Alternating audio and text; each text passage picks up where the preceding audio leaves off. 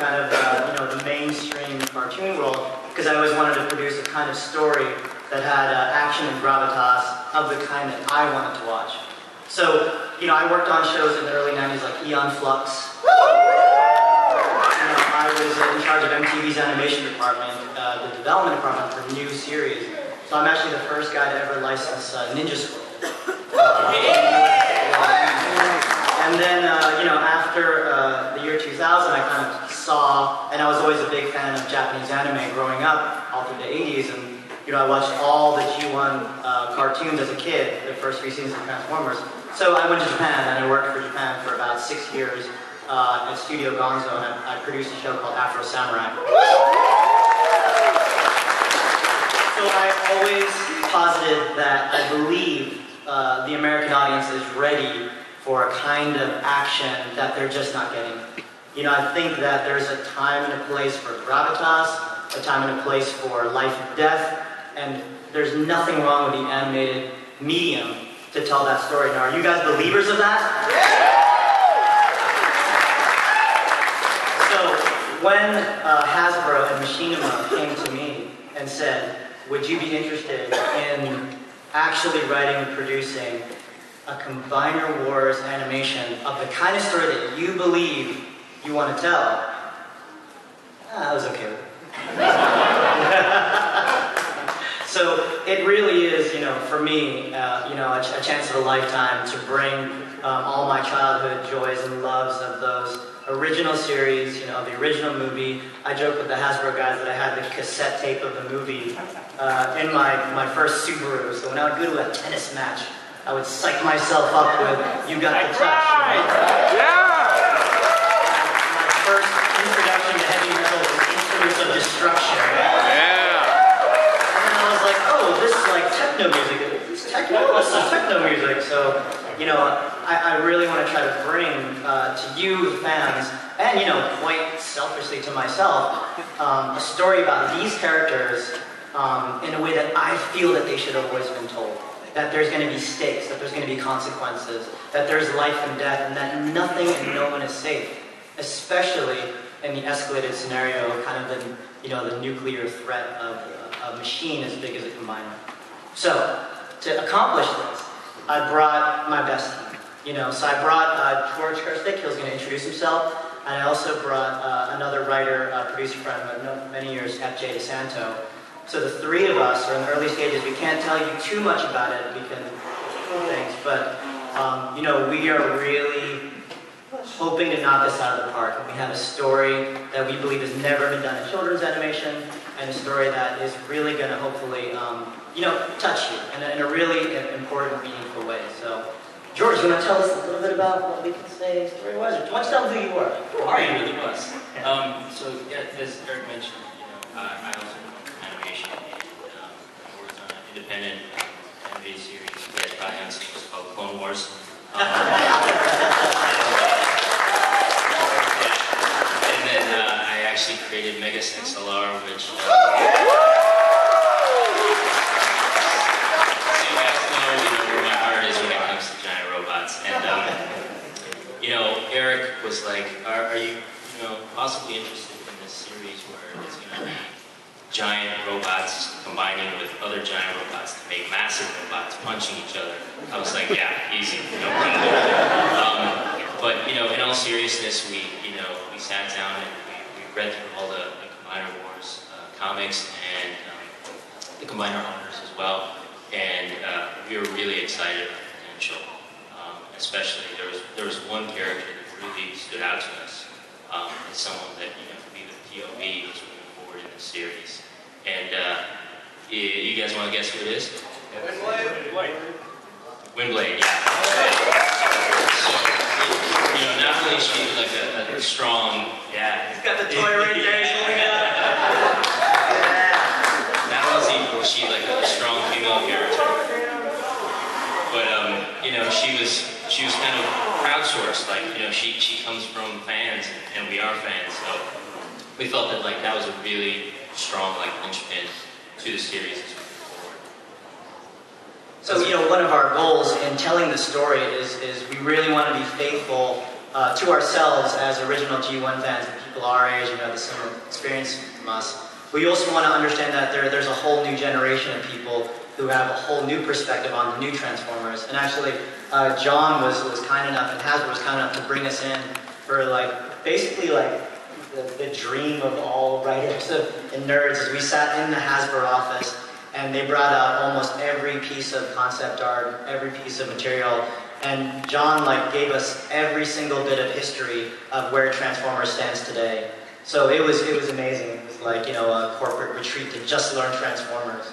It was fun to put together. We walked them through not just the characters that have emotional connection going back in the G1 show, but also the Japanese series, Beast Wars, just basically everything that's connected back to the series, as well as the current series that John Barber is telling through his comics as well. And we even went through, the primes, the religion, the planets, the colonies, everything in detail. And we had a bunch of toys spread out. We had all these giant boards, and these guys, I was just impressed right out of the gate with the type of questions they were asking, really deep, connective, so this is sort of like the Greek gods. And there's this polytheistic system. Wow, oh, yes. Interesting. But I said polytheistic. I can't remember. But yeah, but it was really immediately right out of the gate when I met these guys. I'm like, wow, these guys get it.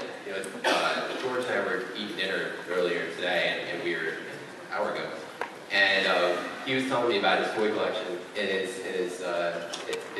the room of his child. Funny. Yeah, my office, I bought those big IQ shelves, and each shelf is dedicated to a certain kind of Transformer. My office became the nursery, when my son was born. And since he's always grown up with the Transformers there, he doesn't try to play with them, touch them, they're just there. And some of the neighborhood boys came in, and they know I have a lot of Transformers there, and they started playing with them. And my 3-year-old wanted to fight like the 7-year-olds. Because, he didn't want them, breaking Dad's Transformers.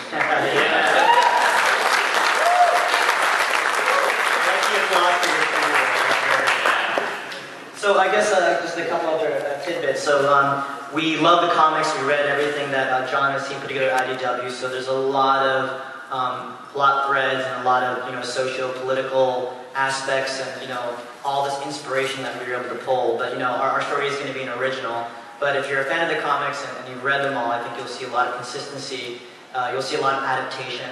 You'll see a lot of core ideas still carried over. And I think that's really great about the whole franchise right now is, as we were learning, really kind of recently, there's really this massive fusion to put everything together into a connected universe that all makes sense, so that when new fans come in, the burden of knowledge of understanding everything gets less because you can enjoy the characters in the story for what they are. I guess the kind of the last thing I'll say, and I can't specifically say, but I will let you guys know that we are pursuing a Japanese production model for this. So what's great about that is that, unlike a lot of American animation you guys seen, our entire team, our current director, and our entire production staff are all used to every day only doing adult stuff. So they're used to doing hardcore action. They're used to telling a story that's serious, and there's no kid gloves on. So get ready.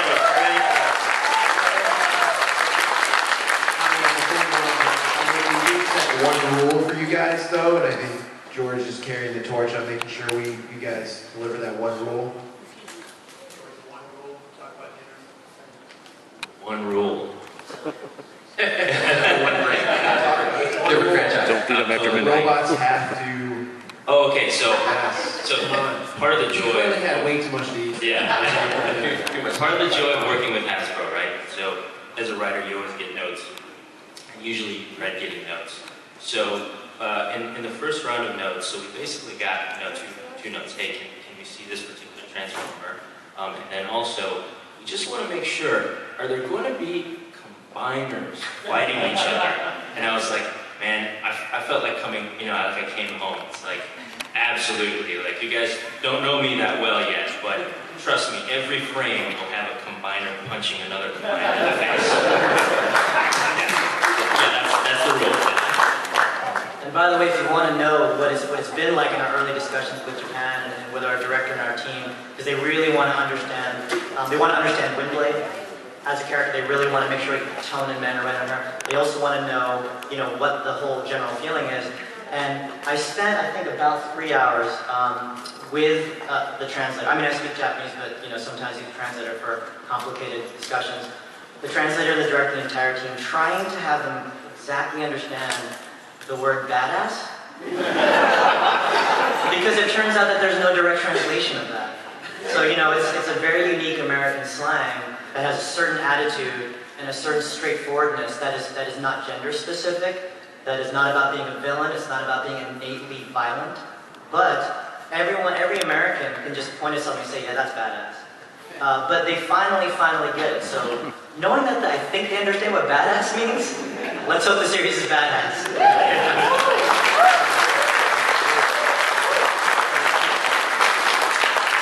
So hopefully that gives you guys a little sneak peek into what these guys are cooking up. Sounds pretty good, huh? All right, well, next up, we're going to talk going back a long ways in all the comics that are coming to fruition and that are carrying out throughout the comics. This series, when we do this, is going to be the first time we'll have myself co-writing it with James Roberts and with Mary Reed Scott. It's the first time all three of us have worked on a storyline together.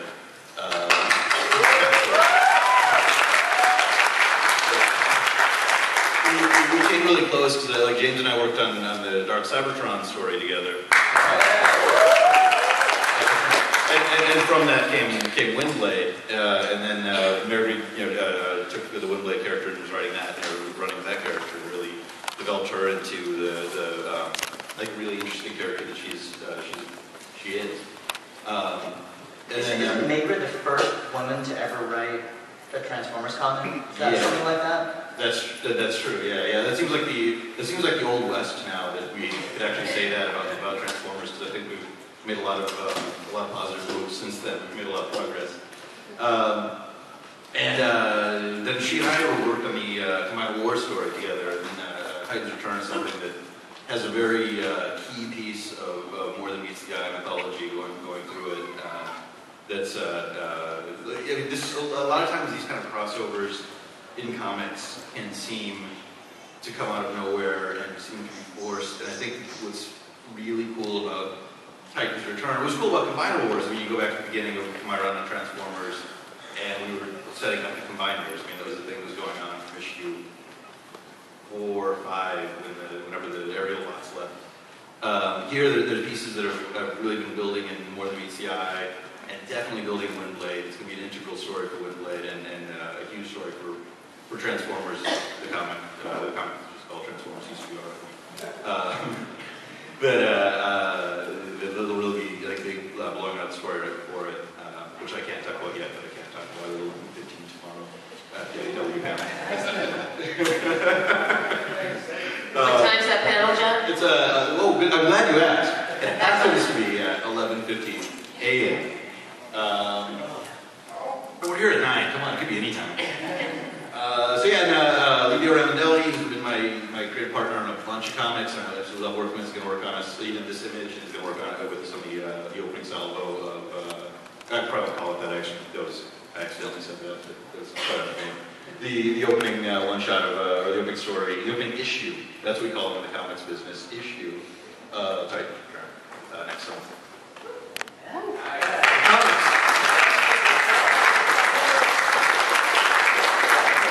Business out there. I mean, what we've been doing is that we're starting to create the blueprint for this whole trilogy, because we want this to be a very, very big experience, and we want to make sure that there is coordination with our storytelling with Machinima and the animation, as well as even what's happening with Robots in Disguise, how we make sure that the universe really feels like it's one cohesive universe. So we've been doing, so that's what that's what you can start expecting. And there's going to be a lot of great surprises. You're going to start seeing some of your favorite characters coming back in that we all love, but then you're going to even learn more, deeper stories from them. And then but then that experience also comes across, we're carrying that out into the toys. So rather than just randomly coming out with different characters for toys in their toy waves. We're coordinating it as being part of the experience with our storytelling. So, yeah. Well, and one of the things, we've been working with Gordon for a couple years. Yeah, we've done this for a long time, and now it's been fantastic. But one of the things that's really been amazing with the comics too is that More Than Meets the Eye and former Robots in Skies are both hitting issue 50 in March of next year, with basically the same creative teams. It's been James and Alex Milne on More Than Meets the Eye, myself, and Andrew Griffith on Robots in Skies, or ex-Robots in Skies, since the beginning, and to be able to be still, running really smoothly, really solidly. I think going into next year, we're going to be doing the best stories we've done yet. And that also gives us the freedom to kind of look out and say, okay, well, what are we going to do in 2016? And what are we going to do in 2017? Where you don't have that freedom in a lot of comics, and being able to work with these guys and really plan out where we know the comics are going, where they know the toys are going, where these guys know the animation is, all this stuff is, it's really exciting. It's something you don't get a lot of times. When we first came onto the comics, I don't think either of us knew if we were going to make it 12 issues or 15 issues, let alone 50. So it's exciting to know that, we're at 50 and we're not slowing down.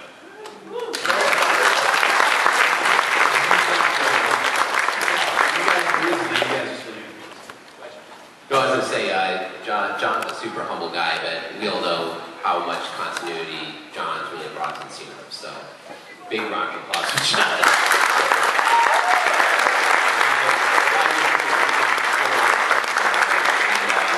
And it's been great to work with the guy all these years, and I look forward to taking this new journey and trying what's really, it's going to be really exciting. John, I see Windblade and Optimus kind of feel like they're facing off against them. I didn't hear a lot of people cheer for Sentinel. I know John, we were talking about it before, and there's not a lot of huge lovers for him. Why don't people love Sentinel? What kind of person is he? He's kind of... I don't know. He told me to. You heard it.